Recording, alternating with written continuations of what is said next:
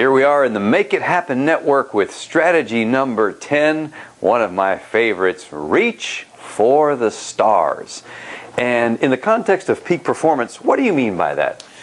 What I mean by that, this is about goal setting. What I mean by that originally is to reach for the stars, because if you miss the stars, odds are you're still going to hit the moon. That's the old proverbial saying, okay? But if I shoot too low, odds are I'm going to hit that too. So we need to shoot for something we really want to strive for and that we can accomplish. Maybe not in the time frame we put on ourselves sometime, but we can accomplish. Realizing that if we miss that, we still hit a goal far and above and beyond where we're at today. So how do we envision that or dream that up or tap into that, as opposed to, as you suggested, well, I'm going to make something a little easier for myself because then I got a better shot of making that happen? Well, it first starts, once we discover what it is we're really designed to do, our passion and what it is we're really trying to strive to do in life, it helps us a little bit. But once we really do that, we start laying out our goals in life, the things that we want to accomplish. And I tell people, I don't know, a lot of people talk about goals and they say set a year and 5 years and 10 years. I think that's very important, a short and long term. But for someone who's never set goals before, I'll start even at a week. Okay? Let's just start next week at some things you want to accomplish. Maybe something you want to do different, whatever it may be. Let's start there. Let's start small so you start feeling some victory. Because I think victory is a big part. Once I've accomplished something and I've become victorious at it, as small as it may be, it helps me in becoming more ambitious to go toward that next goal. And then the next goal and the next goal. So I want you to start small. I tell everyone, start small. And if you've already started big and you've not accomplished anything, go back to the drawing board and start small, because obviously you jump way out in the very beginning and you never set a foundation for yourself in the first place. So reaching for the stars from that perspective could be as simple as, my star for next week is walking 3 days. Absolutely. I could do it, I should do it, I don't do it. As Jim Rohn said, that's a prescription for disaster. Okay? So let's take exercise. I think that's a good one. A lot of people are very sedentary. They're wanting to exercise, and it seems like it's something I could never do, and I don't want to go to the gym. But walking is a simple thing. So set a goal next week to walk. To walk some short, maybe it's 1 block, 2 blocks, 3 blocks, maybe it's 1 evening or 2 evenings or a morning, but set some goal of something that you can look at and you can do, and you say, wow, I did that. Then you can add to that and continue to add to it. Your ultimate goal is to set long-term goals to where you really can start to stretch yourself. But it's very difficult to do if you've never had the first goal that you've ever made in the first place. So how does a person... I have a friend who started this walking thing, and I was so proud of her because she started out small and eventually got to a point where she walked a marathon. Wow. It took her about 8 hours, I think, to finish the thing, but she walked that marathon. How do we remind ourselves to keep going for the next star and the next star and the next star until we finally get to that bigger goal? That's a great question, and I'm going to sum that up in 2 words. And they're 2 words that generally do not get married together. They're ambition and contentment at the same time. We're usually ambitious to want to accomplish something and not content with where we're at, or we're content with where we're at and we're not ambitious to want to accomplish something.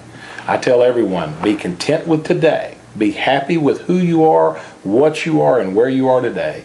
But marry that with ambition to continue to strive for more and more in your life. By doing that, we're all going to die one day. And whatever that day is, the day we die, we're content and we're happy with where we're at. We're just continuously striving for more and more in our life. We're trying to stretch ourselves. Life is about living, and living is about growing.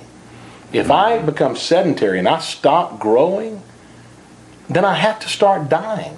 There's no in between that. There's not just, you're just there and you don't live or you don't die. Okay, you're going to do one or the other. And living is about growing and stretching beyond our limitations ourselves and pursuing those things that we want to really pursue in life and trying to strive to get our life to where we want it to be. And many times it may never completely reach that point, but the point we reach is far beyond where we would have ever been had we not striven in the first place.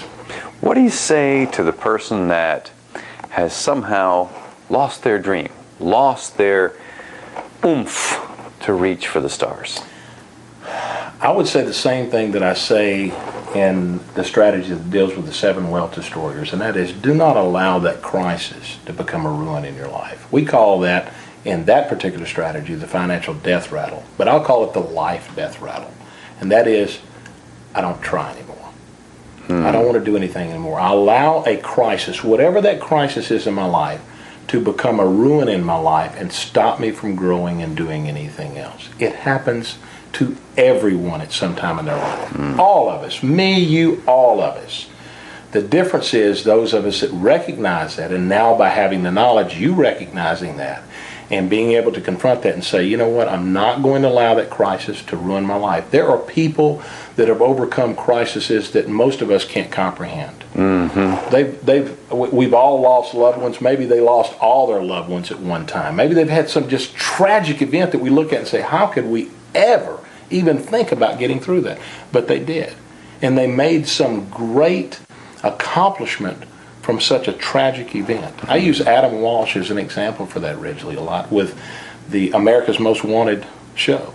He had a child that was abducted and killed.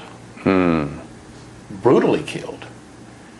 He took that, and although he couldn't do anything about that event, his response to that was, I'm going to take as many of these people off the street as I possibly can, and created the show America's Most Wanted, which has taken criminals off the street that would have never gotten off the street otherwise. He took that tragic event, he responded in a certain way, and the outcome was phenomenal. And although it was for him, it was such a passionate thing, the loss of a child and all of that, his reaching for the stars really accomplished a lot, even in a negative way. You know, that negative was such a driver. How often do you find that people who reach big have some kind of an event that shook them up or somehow stirred them and spurred them on to do something also big? I think it's the majority of the times, originally. I think the majority of the time, the people who really accomplish big things are the people that have had some crisis in their life that just shook their foundation, just shook their life, it shook the earth beneath them, literally, and made them passionate to go for that particular thing, to help in that way, to circumvent that from happening to other people. And I see that all the time. So when somebody talks about a crisis and a ruin in their life, that is exactly the type of crisis that can make you achieve some peak performance incident in your life, or something that can literally change the world that we live in. Rosa Parks deciding to sit on the seat on the bus and not give up the seat, and there's just a long, long list of people who have done exactly that. So for all of the people who are studying the 14 strategies, what do you say to get them to reach a little higher? I think in order to reach a little higher, that we have to reach down inside of ourselves a little bit deeper.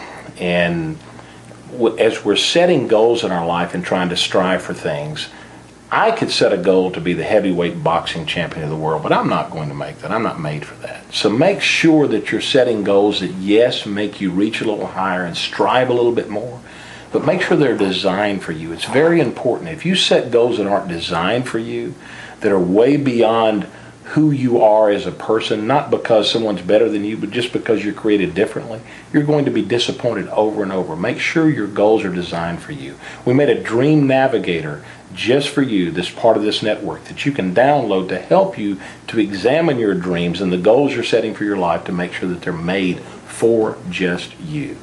And with that in mind, everyone in the Make It Happen Network, let's go out there and reach for the stars.